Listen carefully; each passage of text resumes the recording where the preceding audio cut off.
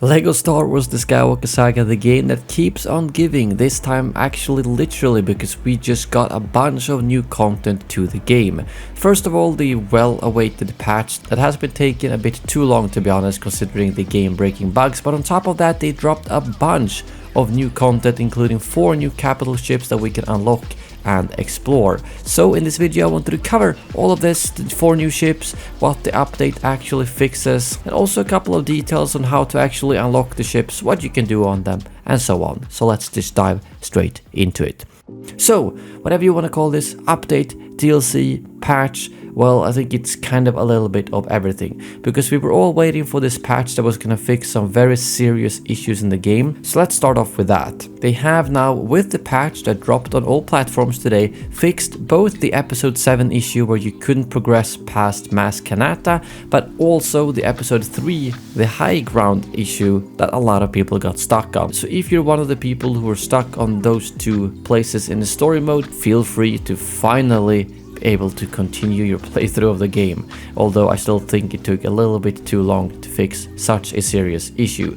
However, the biggest surprise with this drop is that we got a bunch of new content, 4 capital ships to be more specific, which also means 34 new kyber bricks to unlock, bringing up the total to 1,200. Nice and even number, which might actually have been what they intended initially when they made the game. We all knew the Venator was cut, and I mean it's even been found in the files and stuff like that, but I did not expect us to get 4 brand new capital ships. Honestly, I wasn't even expecting the Venator to arrive, because they don't seem to do a lot of post-launch content to Lego games at all. But this was a huge and nice surprise, because they dropped both the Venator, the Invisible Hand, the Fulminatrix, and the Home 1 capital ships, which you can now unlock freely in the game.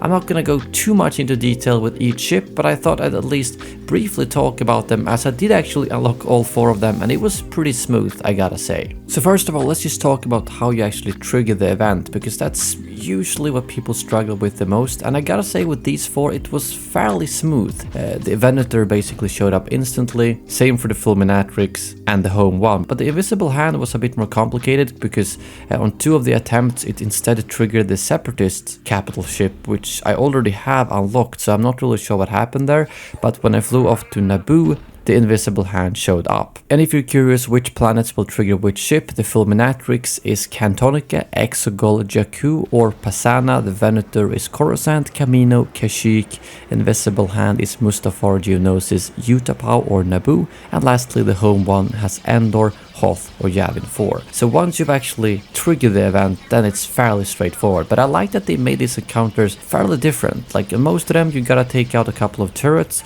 some of them you gotta take out ships, like the Home 1 actually doesn't have any turrets at all, so all you gotta do is take out the ships before you can even board the ship. But once you're on the ship it's quite different depending on which ship you're on. The Venator was pretty straightforward. All you gotta do is basically run and make your way to the bridge, where you will be greeted by Admiral Image, who you will fight to then unlock the ship. And multiple of these bosses actually run around and pick up different weapons, which I thought was a bit funny. Like he used a flamethrower here for a second.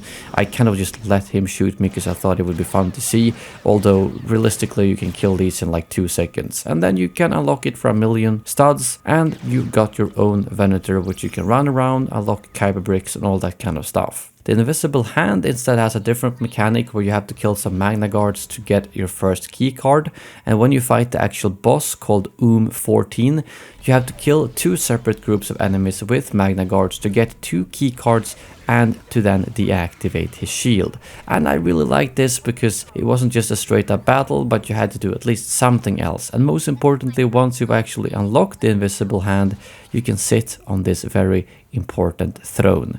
I was gonna say Palpatine's chair, but I realized he was actually a prisoner there, so it isn't technically his chair, is it? Anyways, you can't really sit on that during the story, because obviously you fight Dooku and then you get to a cutscene and so on. Plus Palpatine is sitting there, so that's just a nice little detail. I thought it was fun to be able to sit there, but I haven't actually unlocked all the kyber bricks yet. I would like to do that on the live stream. For the Home 1 instead, you've got to find a power core, which you will then use to open the captain's room, and the captain is called Foe Skolan.